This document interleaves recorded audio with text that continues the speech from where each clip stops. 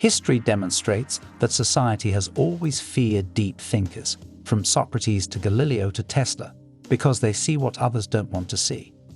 Brilliant minds have been silenced or ignored not because they were stupid, but because they made important contributions. Have you ever had the feeling that the more you think deeply, the more alone you become? The more you understand, the less people want to listen. Schopenhauer, one of the most brutally honest philosophers, thought that intelligence was a curse that isolated people with too much insight into the world. But why does society reject people with different perspectives? The answer is buried deep in human psychology. Consider this: when you are standing next to someone who is physically strong, you don't necessarily feel weak. Instead, you admire their strength. When you meet someone who is wealthy, you might. People don't forgive easily, and the mere presence of someone who thinks deeply can make others feel inadequate, even if the deep thinker says nothing. This phenomenon is known as the mirror effect, and it occurs when you meet someone who is intellectually superior. A deep thinker doesn't just introduce new ideas, they also reflect back the limitations of those around them. Nothing at all, but why does intelligence, more than any other form of superiority, cause such unease? To understand this, let's look at how our minds interpret various forms of superiority. For example, when someone is wealthy, we may admire their success or strive to attain something similar. Strength and beauty are external, don't always contradict our fundamental self-perception, but intelligence functions differently than physical prowess or material wealth. Intelligence is closely linked to identity. We define ourselves by our ideas, convictions, and worldview. When we encounter someone who thinks more deeply than we do, someone who challenges our assumptions, it can feel like a direct assault on our sense of self rather than a compliment. Implicitly oppose it, not because the deep thinker is conceited or contemptuous, but because their very existence compels others to face their limitations. For this reason, deep thinkers have historically been marginalized, because their insights not only challenge ideas but also egos, and people will stop at nothing to keep their egos comfortable. Take a moment to consider your experiences. Have you ever tried to bring up a deep or complicated idea in a casual conversation, only to be met with blank stares or awkward silence? Have you ever noticed how people quickly change the subject when the conversation moves beyond mere banter? This isn't a coincidence, it's a defense mechanism. When people come across a deep thinker, their minds go into self-preservation mode, and instead of being curious, they resist. Rather than engaging, they dismiss. This is why intellectuals and philosophers, people are drawn to people who project certainty, even if their ideas are shallow. The reason why charismatic but simplistic thinkers gain more influence than deep thinkers who speak with nuance is because society pushes visionaries away, not because they want to be alone. It's interesting to note that studies show that confidence is frequently valued more than intelligence. In contrast to leaders, motivational speakers, and viral influencers who thrive by telling people what they want to hear rather than pushing them to think critically, those who challenge widely held beliefs frequently find it difficult to find a large audience. This is the paradox of intelligence. The more one seeks the truth, the more removed from the majority one becomes.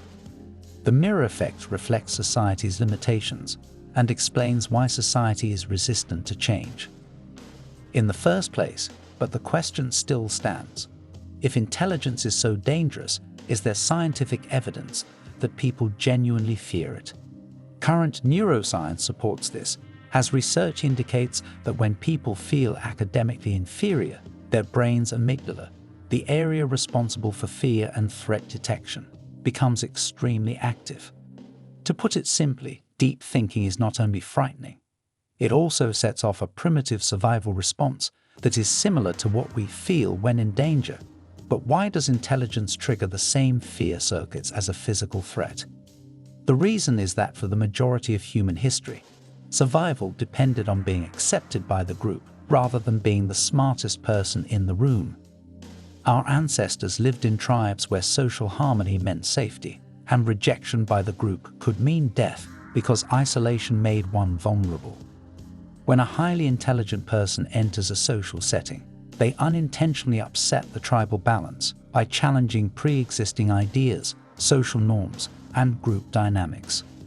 This sets off the brain's defense mechanism, making it seem as though they are facing a potential enemy rather than just a deeper thinker. This is why many deep thinkers feel alone, not because they are socially awkward, but rather because their intelligence makes them stand out in a crowd. In a society that prioritizes fitting in over standing out, a 2021 study from Stanford University revealed something even more startling. The threat response of deep thinkers varies depending on the context.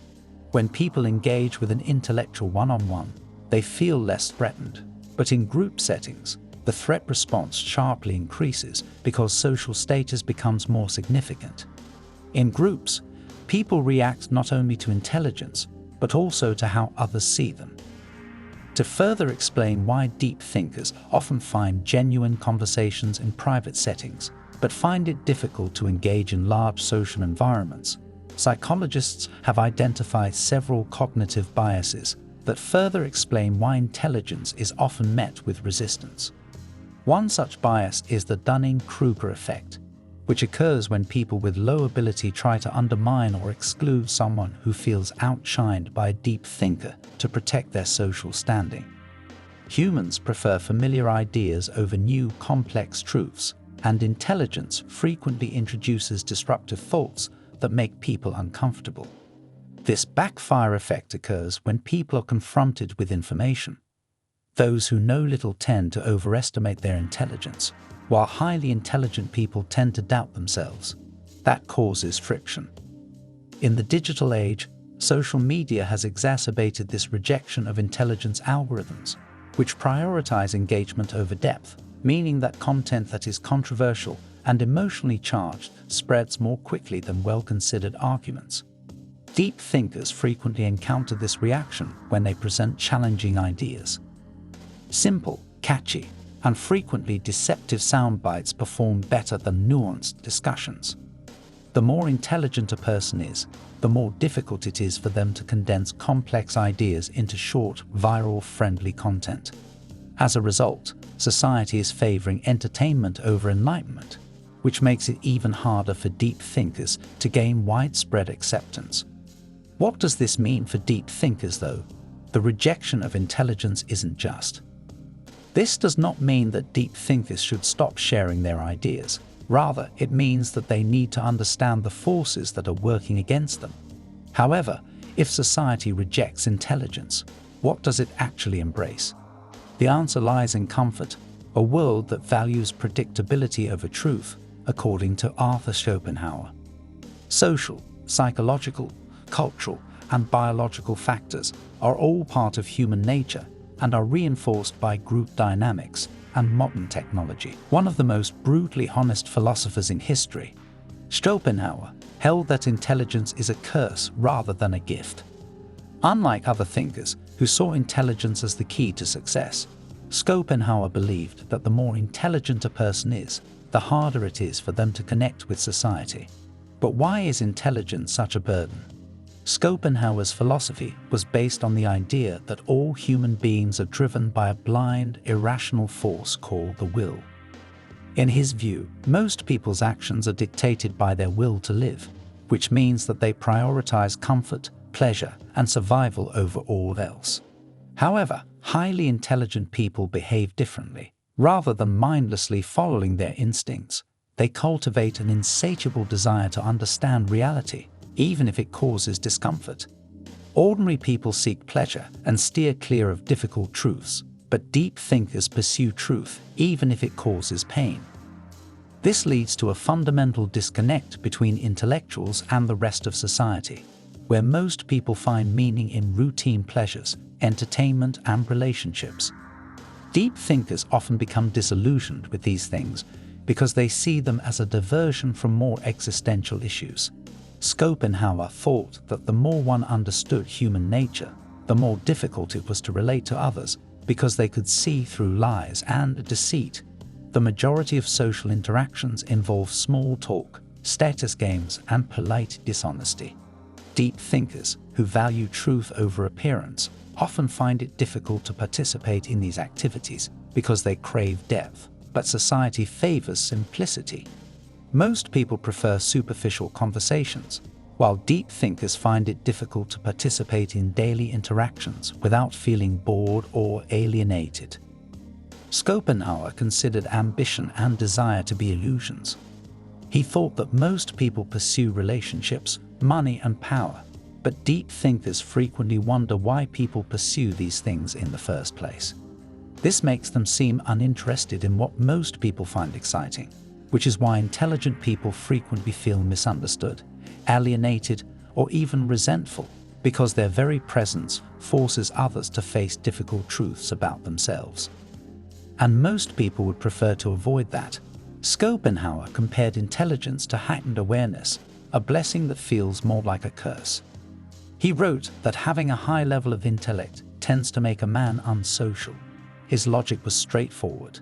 The more you understand, the less you can ignore the flaws in the world, the harder it is to find happiness in it. Also, the more deeply you think, the more alone you become. We're inversely related. He believed that ignorance, not wisdom, was the real source of happiness, which is why deep thinkers throughout history, like Pascal Kaffer, have frequently battled depression, existential crisis, and social isolation. Not only did Hauer identify the issue, but he also provided solutions. He thought that although intelligence causes loneliness, there are ways for deep thinkers to deal with their loneliness. Schopenhauer observed, "Embrace solitude." He felt that deep thinkers should use their alone time for creative and intellectual pursuits rather than looking for social validation.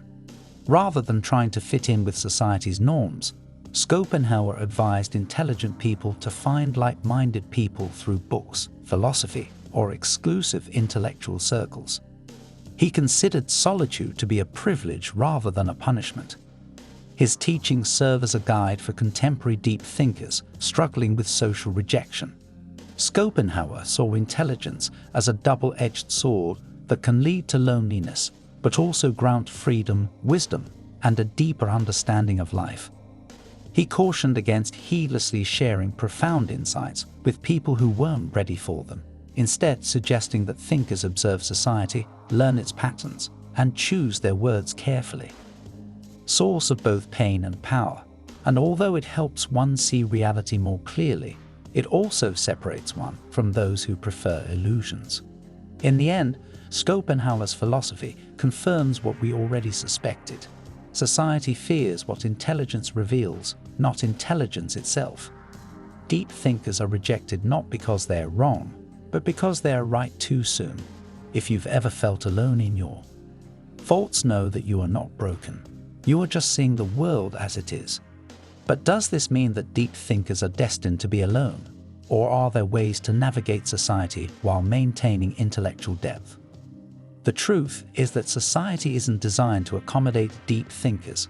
Rather, it's designed to maintain stability. And most people prefer comfort over truth, which is why simple ideas and repetitive content predominate in social interactions. The answer is found in the way that institutions shape our thinking from an early age and how human psychology is wired. At its core, the human brain craves certainty and predictability, which evolution has programmed us to avoid. This phenomenon is known as cognitive ease, and psychologists call it that the brain prefers simplicity. However, why is comfort valued over intellectual depth?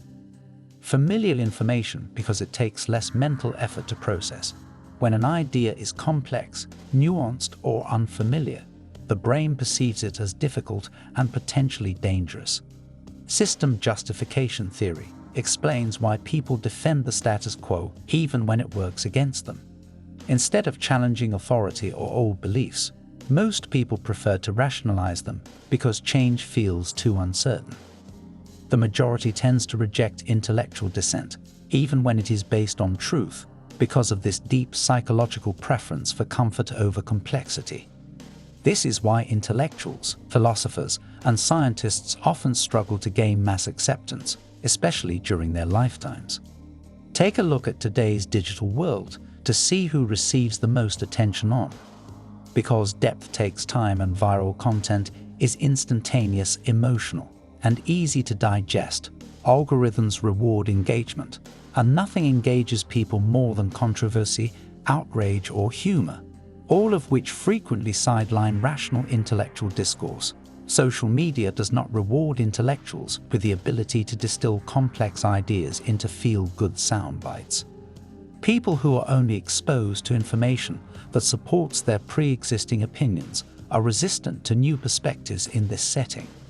Deep thinkers who disagree with the dominant narrative are frequently ignored, misunderstood, or even attacked. This rejection of deep thinking starts in the very institutions that mold our minds: the educational system, workplaces, and schools, which claim to value intelligence, but actually reward. The corporate world does not reward the most creative or intelligent workers. Rather, it rewards those who fit the culture and uphold the current power structure. Politicians who make audacious, unpopular statements based on logic frequently lose to those who just tell. Students who obey authority figures and memorize and repeat facts succeed, while those who question or challenge them are frequently branded as troublemakers. People what they want to hear, which explains why the most renowned thinkers in history were shunned during their lifetimes, because their theories were viewed as disruptive rather than valuable. Society claims to value intelligence, innovation, and critical thinking, but in practice, it only honors these traits once they are secure and widely accepted. For instance, Galileo was imprisoned for his discoveries, but today we recognize his contributions. Nikola Tesla, a scientific genius, revolutionized energy but lived and died in obscurity. Society does not embrace intelligence when it challenges the norm. Instead, it only celebrates it in hindsight, once it is no longer threatening. If deep thinkers struggle to be accepted, what can they do? If you have ever felt misunderstood for thinking deeply, you are in good company throughout history, even though his paintings are worth millions of dollars. During their lifetimes, brilliant minds were not praised. Instead, they were mocked, persecuted, or ignored because their ideas were viewed as dangerous, disruptive, or just too difficult for society to accept. However, these thinkers had one thing in common. They were ahead of their time, and as a result, they suffered for their wisdom. Socrates, the father of Western philosophy, spent his life challenging conventional wisdom and encouraging people to think critically. Despite having the opportunity to flee, Socrates chose to drink poison rather than give up his famous words before his death: "The unexamined life is not worth living." Although he was put on trial for corrupting the youth and disrespecting the gods, his true crime was encouraging people to think for themselves. That clear message: society is afraid of people who question its fundamental beliefs. Galileo's only transgression was proving that the earth revolves around the sun, which broke centuries of religious dogma. The church, which controlled knowledge and held power, labeled him a heretic and forced him to publicly deny his own discoveries under threat of torture, despite the fact that he is now regarded as one of the greatest scientists in history. His story demonstrates that even the most indisputable truths will be rejected if they pose a threat to the current power structure. His work was deemed too radical and unsettling because he claimed that traditional morality was flawed, that society was founded on comforting lies, and that true strength came from creating one's own values. At the time, these ideas were too much for people to handle. He lived under house arrest and had his work banned for almost a century, was written off as crazy and his works misinterpreted. But today his philosophy is influenced by existentialism, psychology, and literature. His views on power, will, and morality have shaped modern philosophy, demonstrating that society frequently rejects deep thinkers in the present before embracing them in the future. Tesla was a visionary who envisioned free energy for the world, wireless electricity, and technological advancements that could have transformed human civilization. But society, and particularly those in positions of authority, saw his ideas as a threat. Industrialists like Thomas Edison, and JP Morgan made money from selling electricity. So Tesla's free energy concept was shut down despite his genius. Tesla passed away alone in a small hotel room, forgotten and broke, while others made fortunes off of his stolen ideas. His life is a perfect example of how society frequently favors marketers and business people over real. In 1952, Alan Turing was chemically castrated for being gay, which led to his tragic suicide at the age of 41. Today, Turing is hailed as a hero, but in his day, society rejected him. Turing's work in cryptography helped end World War II. His code-breaking abilities saved millions of lives, and his theories in computing became the foundation of modern artificial intelligence. Hypatia of Alexandria was a rare exception to the rule that most historical deep thinkers were men. She was a philosopher, mathematician, and astronomer who disagreed with the male-dominated intellectual world of ancient Rome by teaching scientific reasoning and rational thought. In the year 415, she was brutally murdered by a mob of religious extremists who saw her as a threat to their power. Her story reveals a significant historical trend. Intellectual advancement is frequently met with violent opposition. All of these thinkers suffered the same fate. They introduced concepts that were too sophisticated for their era and were ridiculed, punished, or rejected while they were still alive. These concepts later became the cornerstone of human progress. Society is afraid of what intelligence signifies, not intelligence per se, which poses a significant question. Question: if history demonstrates that society rejects deep thinkers, what can you do if you're one of them? Does this imply that deep thinkers are destined for loneliness? No, it simply means that you need to learn how to navigate society strategically. Not everyone or every place is prepared for in-depth discussions, so save your most profound ideas for those who will truly value them. You don't need millions of people to understand you. Just the right ones will seek out people who share your viewpoint. The greatest thinkers in history have found ways to make complex concepts understandable, whether through books, online forums, or intellectual circles. Einstein once said, "If you can't explain it simply, you don't understand it well enough. Learn to communicate your depth without overwhelming others." He also said, "Talent hits a target no one else can hit. Genius hits a target no one else can see." Deep thinkers see the world differently, and that will always make some people uncomfortable. But that doesn't mean you should stop thinking deeply.